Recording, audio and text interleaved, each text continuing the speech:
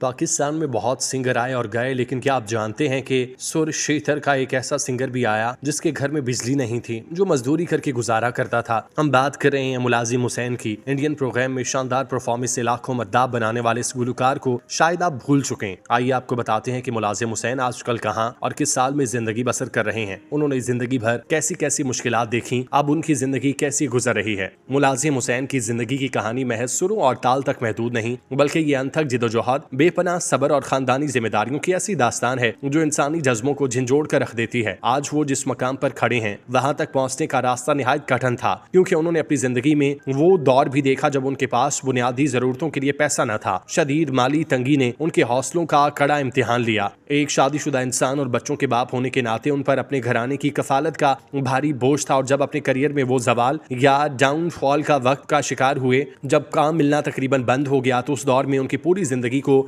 बदल कर रख दिया। इस कठिन वक्त में न सिर्फ मुआशी हालात बिगड़े, बल्कि एक फनकार के तौर पर अपनी पहचान बरकरार रखना और बच्चों के मुस्तकबिल को महफूज बनाना उनके लिए एक पहाड़ जैसी जिंदगी बन गया। इस जवाल और गुर्बत के दौर ने मुलाजिम हुसैन को जिंदगी के बहुत से कड़वे हकायक से रोशनास कराया और उन्हें अंदर से एक मजबूत इंसान बनाया। वो वक्त जब जेब खाली थी और शोहरत के साए छट रहे थे, उनके लिए एक बड़ा सबक था जिसने उनकी सोच के जाविये बदल दिए। एक बाप के तौर पर अपने बच्चों की जरूरतें पूरी करने की तड़प और एक शौहर के तौर पर घर की जिम्मेदारी निभाने के एहसास ने उन्हें टूटने नहीं दिया, बल्कि इसी मुश्किल वक्त ने उन्हें ये सिखाया कि असल दौलत सिर्फ पैसा या आर्जी वाह नहीं, बल्कि अपनों का साथ और अल्लाह का भरोसा है। आज जब वो दोबारा कामयाबियों की सीढ़ियां चढ़ रहे हैं, तो वो अपने उन पुराने दिनों और फाकों जैसी सूरत हाल को कभी नहीं भूलते, क्योंकि वही वो दौर था जिसने उन्हें काम गुलकार से पुख्ता और खुददार इंसान में तब्दील किया, जिसके नजदीक का फन की कदर शोहरत से कहीं ज्यादा है। मुलाजिम हुसैन की फनी जिंदगी में एक ऐसा दौर आया जिसे उनके करियर का एक कठिन मोड़ या डाउनफॉल कहा जा सकता है, और ये सूरत हाल तब पैदा हुई जब सुरकेस्ट्रा जैसे बड़े बैनुल अक़वामी मुकाबले में शानदार कामयाबी के बाद उनसे ज्यादा तवक्कुआत वाबस्ता कर ली गई थी। इस मुकाबले के फौरन बाद वो अवामी तवज्जो का मरकज तो बन गए, लेकिन पाकिस्तानी मौसीकी की सनत में कमर्शियल पॉप कल्चर की लहर और म्यूजिक इंडस्ट्री के बदले हुए ढांचे की वजह से उन्हें वो मुस्तकिल प्लेटफॉर्म न मिल सका जिसके वो हकदार थे। बड़े ब्रांड्स और म्यूजिक प्रोड्यूसर ने खास वक्त के बाद नए टैलेंट पर तवज्जो मरकूज कर ली, जिसकी वजह से मुलाजिम हुसैन जैसे मंजे हुए और क्लासिकल बुनियाद रखने वाले गुलकार पसे मंजर में चले गए, और कुछ अरसे के लिए ऐसा महसूस होने लगा कि उनका जादू कम हो रहा है। इस तनज़्ज़ुली और खामोशी की एक बड़ी वजह मीडिया हाउसेस की जानिब से सिर्फ वायरल होने वाले मवाद को तरजीह देना था, जिसमें खालिस फन और रागों पर गिरफ्त रखने वाले फनकारों के लिए जगह कम होती। उस दौर में मुलाजिम हुसैन के नए गीतों की रिलीज में तवील वक्फा आया और वो बड़े मीडिया चैनल्स की स्क्रीनों से गायब हो गए, जिससे उनके मदाहों में ये तासुर उभरा कि शायद उनका अरूज खत्म हो गया। तहम इस मुश्किल वक्त में उन्होंने हिम्मत हारने की बजाय अपनी बुनियादों यानी लाइव परफॉर्मेंसेस और सूफियाना कलाम की तरफ वापसी की और डिजिटल दौर के तकाजों को समझते हुए सोशल मीडिया के जरिए खुद को दोबारा जिंदा किया। ये डाउनफॉल दर हकीकत उनके लिए आर्जी खामोशी साबित हुई, जिससे सीख कर वो अब दोबारा पुख्ता और खुद मुख्तार फनकार के तौर पर सामने आए हैं। मुलाजिम हुसैन मौजूदा दौर के एक निहायत ही बासलाहियत और मंजे हुए पाकिस्तानी गुलकार और नगमा निगार हैं, जो जनवरी 2026 में भी मौसीकी की दुनिया में पूरी तरह सरगर्म अमल हैं और अपनी मधुर आवाज से मद्दाहों के दिल जीत रहे हैं। उनकी मौजूदा सेहत और हालत के हवाले से तमाम तर इतलात मुस्बत हैं और वो जिस्मानी और जहनी तौर पर बिल्कुल तंदुरुस्त होकर अपनी पेशावराना सफर को जारी रखे हुए हैं। जबकि उनकी रिहायशगाह के हवाले से मालूम हुआ कि वो ज्यादातर इस्लामाबाद और रावलपिंडी के जुड़वा शहरों में मुकीम रहते हैं, जहां से वो अपनी तमाम तर फनी मामलात को कंट्रोल करते हैं। आज के दौर में उनकी मकबूलियत में कोई कमी नहीं आई, बल्कि वो पाकिस्तान के मोतबर तरीन मौसीकी के प्लेटफॉर्म्स और बड़े होटल्स में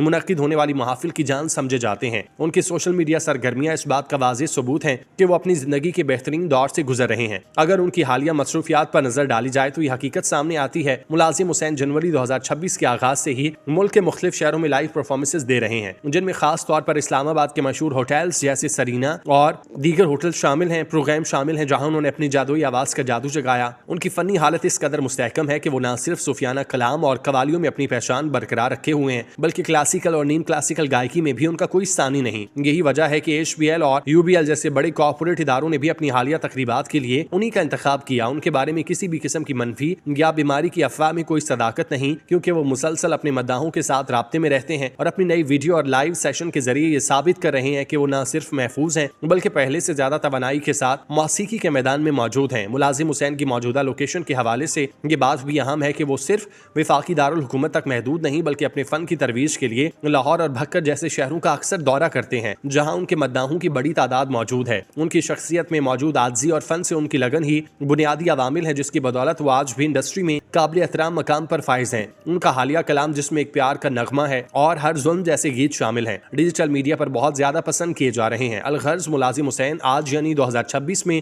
अपनी बेहतरीन जिस्मानी हालत में मौजूद हैं। उनका कयाम पाकिस्तान के दिल इस्लामाबाद में है, जहां से वो मौसीकी के जरिए मोहब्बत और अमन का पैगाम दे रहे हैं। उनके मुस्तकबिल के प्रोग्राम्स का शेड्यूल उनकी बेपनाह मसरूफियात और कामयाबी का मुंह बोलता सबूत है, लेकिन ये सिर्फ एक चेहरा है। दूसरी जाने मुलाजिम हुसैन आज की इस दौर की एक जीती जागती मिसाल है, जहाँ फन और मजबूरी आपस में गुत्थम गुत्था हो चुके। वो मुख्तलिफ कॉन्सर्ट करते हैं, स्टेज पर आते हैं, लोगों को महसूस करते हैं और अब कवाली भी गाना शुरू कर चुके। मगर इस सारे सफर के पीछे असल मुहर्रिकात वो खालिस फन नहीं रहा जिसके साथ उन्होंने इब्तिदा की थी, बल्कि वो हालात हैं जिन्होंने उन्हें यहाँ तक पहुंचाया। पैसे की दौड़ ने उन्हें इस मकाम पर ला खड़ा किया जहाँ फन से ज्यादा अहमियत पेट पालने की हो गई। आज के मुआशरे में फनकार को इस वक्त तक संजीदा नहीं लिया जाता, ना इज्जत की जाती है जब तक वो मशहूर ना हो जाए या उसके पास दौलत ना हो। ये तल्ख हकीकत मुलाजिम हुसैन भी अच्छी तरह समझते हैं, इसीलिए उन्होंने ये फैसला किया कि अगर फन को जिंदा रखना है तो पहले जिंदगी को समझना होगा। मुलाजिम हुसैन के बच्चे हैं, एक खानदान है, जिम्मेदारियां हैं और वो पिंडी में रिहाइश पजीर हैं, जहाँ रोजमर्रा अखराजात किसी जंग से कम नहीं। इन हालात में सिर्फ ख्वाबों के सहारे जीना मुमकिन नहीं, इसीलिए उन्होंने फनकारी के साथ साथ तापी पेट का ख्याल रखने को जरूरी समझा। कवाली की तरफ आना उनके लिए सिर्फ एक नया तजुर्बा नहीं बल्कि मजबूरी है, एक ऐसा रास्ता जो उन्हें रोजी रोटी फराहम कर सकता है। वो जानते हैं कि लोग कवाली को सुनते हैं, उसकी कदर करते हैं और उसमें वो कशिश है जो आम गुलकारी में अब कम ही रह गई है। ये फैसला शायद उनके दिल के बहुत करीब ना हो,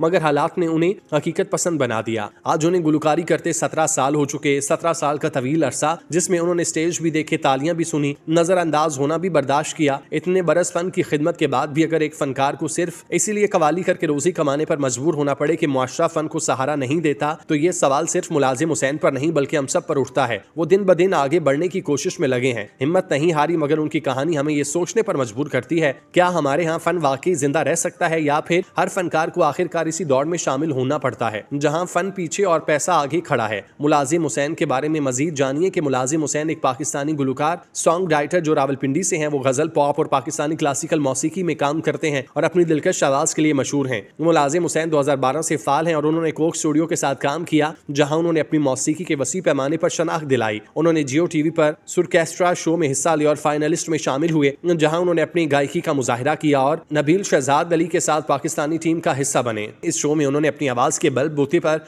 शायकीन के दिल जीते। मुलाजिम हुसैन ने मुख्तलिफ फिल्मों और ड्रामों के लिए गाने गाए जिनमें लोड वेडिंग और तकदीर शामिल हैं। उनके गाने रंग गया और तकदीर ने बहुत शोहरत हासिल की, उन्हें पाकिस्तानी मौसीकी के उफक पर एक अहम मकाम दिलाया। उनकी मौसीकी में खास बात यह है कि वो मुख्तलिफ असनाफ में काम करते हैं और अपनी आवाज़ को मुख्तलिफ रंगों में पेश करते हैं। वो एक जोशीले और पुरजोश शख्सियत के मालिक हैं और अपनी मौसीकी के जरिए लोगों के दिलों में जगह बनाते हैं। मुलाजिम हुसैन की आवाज़ में खास जादू है जो लोगों को अपनी तरफ मुतवज्जे करता है। उन्होंने मौसीकी की सफ़र का आगाज़ 2012 में किया, तब से वो मुसलसल मौसीकी को बेहतर बनाने की कोशिश कर रहे हैं। उन्होंने अपनी मेहनत और लालच से पाकिस्तानी मौसीकी में खास मकाम हासिल किया। अगर आप मुलाजिम हुसैन की मौसीकी के बारे में मजीद जानना चाहते हैं तो आप उनके आखिरी रिलीज प्रोजेक्ट के बारे में इंटरनेट पर तलाश कर सकते हैं, लेकिन शायद वो महज सोशल मीडिया की हद तक महदूद हैं। उन्हें अवामी तौर पर इतनी पज़िराई नहीं मिली जिसके वो मुस्तहिक थे। पाकिस्तान में ये अफसोसनाक हकीकत बारहा सामने आई कि हमारे बेशुमार फनकार अपनी जिंदगी का बड़ा हिस्सा फन की खिदमत में गुजार देते हैं, मगर बदले में उन्हें ना सिर्फ वो इज्जत मिलती है, ना पहचान, ना मुआशी तहफ़्फ़ुज़। कई अजीम फनकार ऐसे गुजरे जो गुमनामी, लापरवाही और मजबूरियों के बोझ तले दबकर इस दुनिया से रुखसत हो गए। उनके जाने के बाद भी किसी ने मुड़कर पूछना गवारा ना किया। ये रवैया हमारे माशरती शऊर और इज्तिमाई जिम्मेदारी पर गहरा सवाल छोड़ता है। ये सिर्फ माजी की दास्तान नहीं बल्कि आज भी कई फनकार उसी अंधेरे रास्ते पर चलते दिखाई देते हैं। हैरत है कि बहुत से लोग खामोशी से खुद को खुदा के सुपुर्द कर देंगे, उनका जिक्र भी किसी महफिल में नहीं होगा। फनकार जो माशरे की रूह की जिंदा मिसाल है,